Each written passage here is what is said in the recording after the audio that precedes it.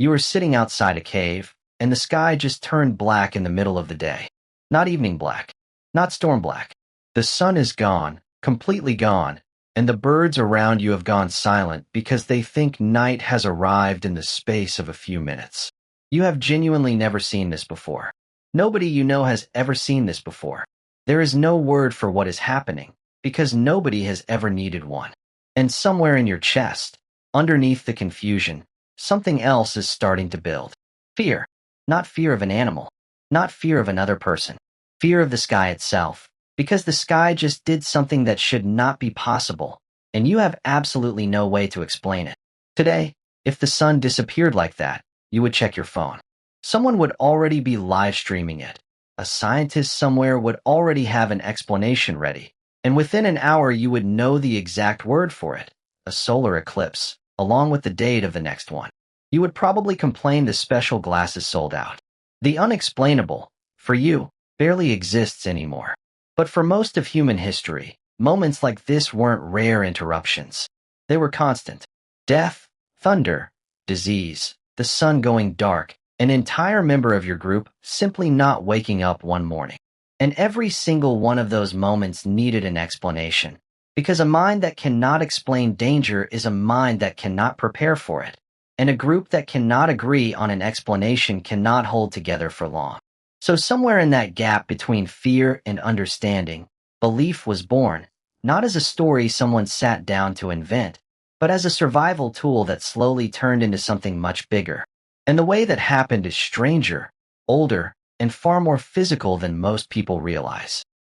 Let's start with the dead, because that's where the trail actually begins.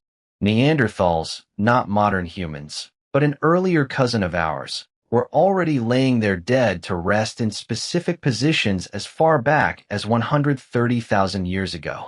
At Shanidar Cave in northern Iraq, archaeologists uncovered a cluster of Neanderthal skeletons that looked less like scattered bones and more like a deliberate graveyard. One of them, known as Shanidar 4, was found with clumps of ancient pollen nearby, and for decades this was called the flower burial. The idea that Neanderthals laid their dead on a bed of flowers out of grief or respect. More recent pollen studies suggest some of that pollen may actually have come from burrowing bees rather than funeral flowers, so the flowers themselves are still debated. But here's what isn't debated. The bodies at Shanidar were deliberately placed, clustered together, and treated with a level of care that goes far beyond simply removing a corpse from a living space. Something in that species had already started asking a question no other animal on Earth seems to ask. What happens to someone once they stop moving forever? Now jump forward to Blombos Cave on the coast of South Africa, about 100,000 years ago. Inside, archaeologists found chunks of red ochre, a soft iron-rich pigment, deliberately ground down and mixed, along with abalone shells used as mixing containers. This pigment had no survival use. You cannot eat it, and it does not make a spear sharper. Its only function was symbolic, marking the body or an object with meaning that existed only inside someone's head. That is the exact kind of abstract thinking religion eventually gets built on top of, the ability to believe that something invisible can still be real. About 70,000 years ago, in the Tsodilo Hills of Botswana, in a place local people still call the Mountain of the Gods, archaeologist Sheila Coulson from the University of Oslo uncovered a 6-meter rock carved and shaped to resemble a giant python, surrounded by hundreds of spearheads that showed signs of being deliberately burned rather than used in a hunt. Nobody was fighting anything there. They were offering something to it. That single site pushed the earliest confirmed evidence of ritual behavior back further than almost anyone expected. Then, around 40,000 years ago, someone in a cave in what is now Germany carved something that had never existed before. A small ivory figure with the body of a man and the head of a lion. It's called the Lion Man of Hohlenstein-Stadel, and it is not a hunting trophy or a toy. Nothing like it exists in nature.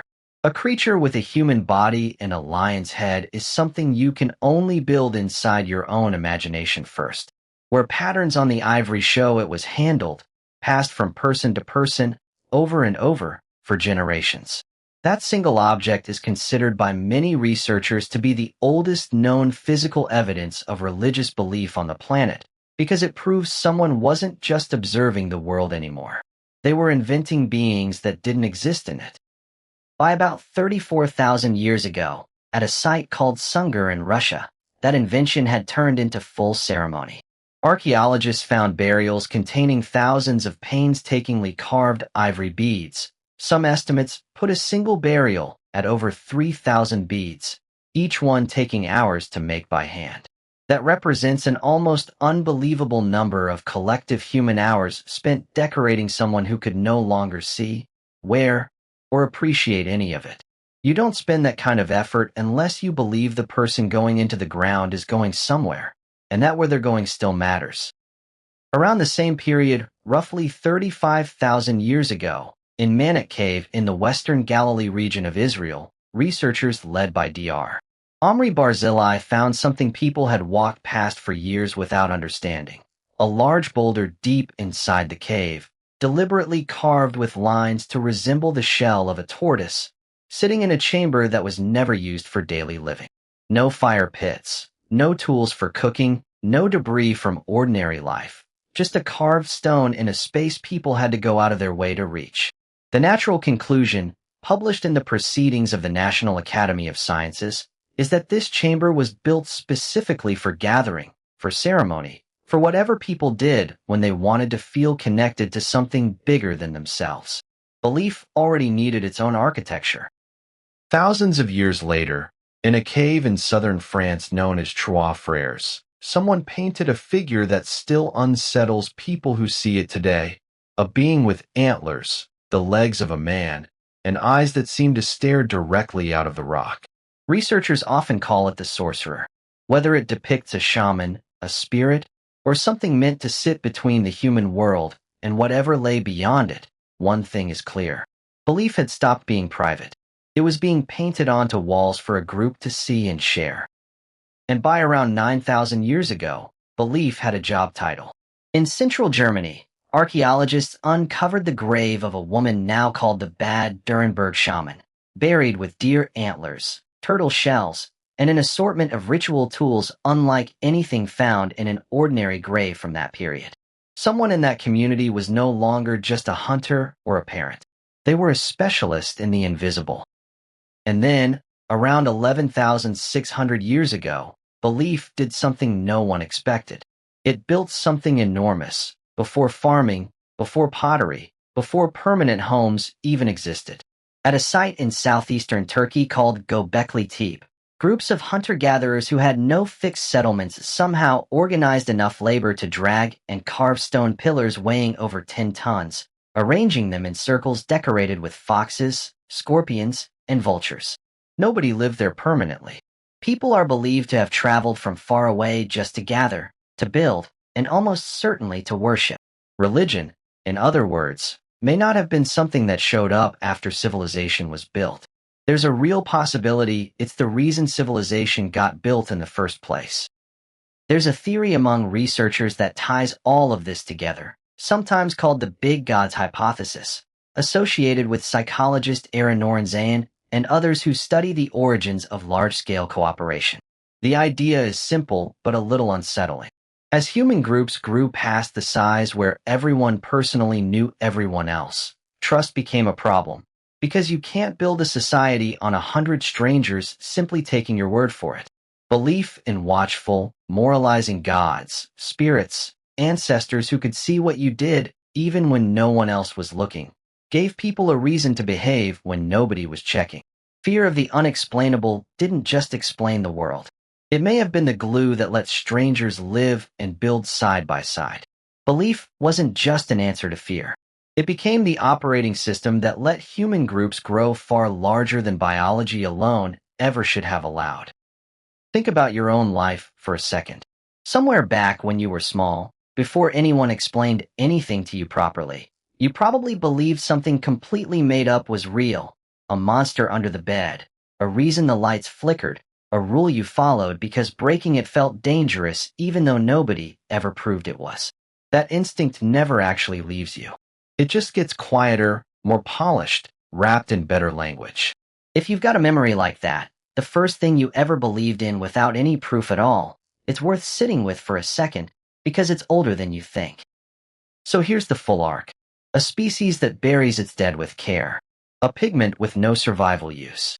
A rock shaped like a python and offered spearheads it would never use. A man with a lion's head, carried hand to hand for generations. 3,000 beads wrapped around a body that would never move again. A painted figure staring out of a French cave wall. A woman buried as a specialist in the invisible. And finally, hunter-gatherers who had nothing yet still built something enormous, just to stand inside it together. None of these people needed a word for religion, because they weren't building an institution. They were doing something much simpler and much older. They were standing in front of something they couldn't explain, the dark, the dead, the sky going black at midday, and refusing to leave it unanswered. Every myth, every god, every ritual that followed after this was really just a more elaborate answer to the exact same question a Neanderthal was probably already asking beside a body 130,000 years ago. What happens to us when we disappear? You still ask that question, even now, even with all the science in the world sitting in your pocket. You just answer it differently than they did. But somewhere back there, beside a fire, staring up at a sky that had gone dark for no reason anyone could explain, someone looked for meaning instead of just accepting the silence. And in a very real sense, every belief system that came after, every cathedral, every prayer, every quiet moment where you look up and wonder if anyone's listening, all of it traces back to that one person who refused to let the unexplainable stay unexplained.